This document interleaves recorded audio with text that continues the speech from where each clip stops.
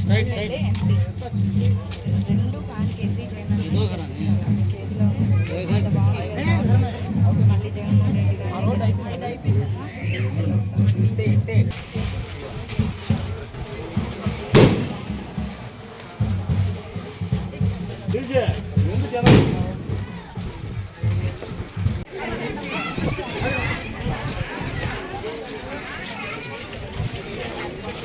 సందర్భంగా కోవూరు అసెంబ్లీ అభ్యర్థిగా వైఎస్ఆర్ కాంగ్రెస్ పార్టీ తరఫున పోటీ చేస్తున్న నల్లపల్లి ప్రసన్న కుమార్ గారి సత్యమణి గీతమ్మ గారు, అదేవిధంగా రజిత్ కుమార్ రెడ్డి గారి సత్యమణి పూజారెడ్డి గారు, వీళ్ళిద్దరూ కూడా ప్రసన్న కుమార్ గారి విజయం కోసం, అదేవిధంగా ఎంపీగా పోటీ చేస్తున్న విజయసాయి రెడ్డి గారి విజయం కోసం మన చంద్రబాబు నగర్ కాలనీకి రావడం జరిగింది. చంద్రబాబు నగర్ కాలనీ అంటేనే మాకందరికీ గుర్తొచ్చేది మొట్టమొదటిగా కాటూరెడ్డి కుటుంబం.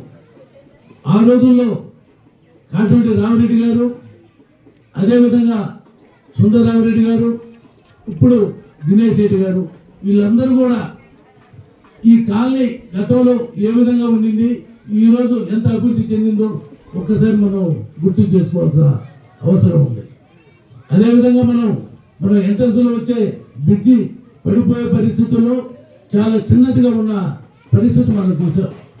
గ్రామస్తులందరూ కూడా ప్రసన్న కుమార్ గారిని అడిగిన వెంటనే ఈరోజు మనం చూస్తే 2 లారీలు ఒకేసారి పోయేంత పెద్ద బ్రిడ్జిని మన గ్రామానికి ఏర్పాటు చేసుకోవడం జరిగింది. ఈ విధంగా మనం ఏ కార్యక్రమాలు ఏ ఇబ్బందులు ఉన్నా కూడా ప్రసన్న కుమార్ గారు ఆయన సొంత పుట్టిల్లు మాదిరిగా మన కాలనీని చూసుకుంటున్న పరిస్థితి మనం చూసాం. అదేవిధంగా కరోనా వచ్చిన టైంలో అయితేనేమి, వరదలు వచ్చిన టైంలో కూడా ఒక్కసారి గుర్తు చేసుకోమని నేను కోరుతా ఉన్నా. ఏ పార్టీ వాళ్ళన్నా మీ దగ్గరకు వచ్చి ఏదైనా సహాయం అందించారా?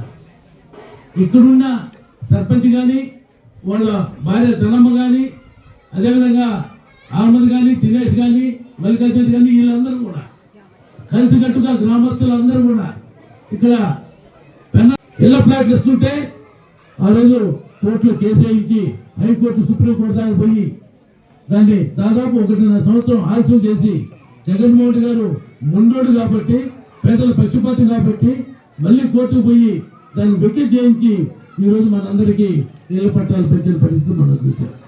అదేవిధంగా స్కూల్స్లో పేద బిడ్డలు ఇంగ్లీష్ మీడియం చదవాలా, ఇంగ్లీష్ మీడియం చదివితేనే రేపు పై చదువులు పోయి ఉద్యోగాలు పోయినప్పుడు ఇంటర్వ్యూలు ఇంగ్లీష్లో అడుగుతారు కాబట్టి ఇంగ్లీషు ప్రాధాన్యత ఎక్కువ మనం తీసుకోవాలని చెప్పి ఇంగ్లీష్ మీడియం పెడితే, ఇంగ్లీష్ మీడియం పెట్టకూడదని రాష్ట్రం మొత్తం డబ్బులు చేసిన చంద్రబాబు నాయుడిని చూస్తున్నాం.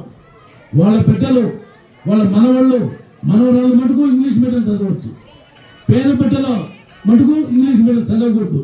అంటే పేదలుగానే ఉండాలనేది చంద్రబాబు నాయుడు గారి ఉద్దేశం. ఇవన్నీ ఏ లెక్క చేయకుండా మనందరి క్షేమం కోసమే జగన్మోహన్ రెడ్డి గారు పనిచేశారు. ఇంకోటి చెప్తున్నారు, రేపు రాబోయే ఎన్నికల్లో మేము అయిపోయిన తర్వాత మేము ముఖ్యమంత్రి అయితే అని చంద్రబాబు నాయుడు అయ్యేది ఎట్లా లేదనుకోండి, మేమైతే 4,000 పెన్షన్ ఇస్తాం, 5,000 ఇస్తాం, ఇన్నేనే చెప్తారు. మనం గతంలో ఒకసారి చూడండి, 2014 ఎన్నికల్లో 2 వాగ్దానాలు చేశారు, అంటే 600 వాగ్దానాలు చేశారు. మనకు సంబంధించి 2 గుర్తు చేస్తున్నారు. రైతులకి మొత్తం మీరు ఎంత బాకీ ఉన్నారో మొత్తం రుణమాఫీ చేస్తానని చెప్పి ముఖ్యమంత్రి అయిన తర్వాత మొండి చేసి చూపించిన పరిస్థితి మనం చూసాం. అదేవిధంగా పొదుపు మహిళలకి మీరున్న బాకీ మొత్తం నేను ముఖ్యమంత్రి అయితే తిరిగి కట్టేస్తాను, అదే కాదు మీరు ఏదైనా బంగారు తాకట్టు పెట్టున్నా కూడా నేను మీకు తిరిగి ఇప్పిస్తానని చెప్పి ముఖ్యమంత్రి అయిన తర్వాత 1 రూపాయి కూడా పొదుపు మహిళలు కట్టిన పరిస్థితి లేదు.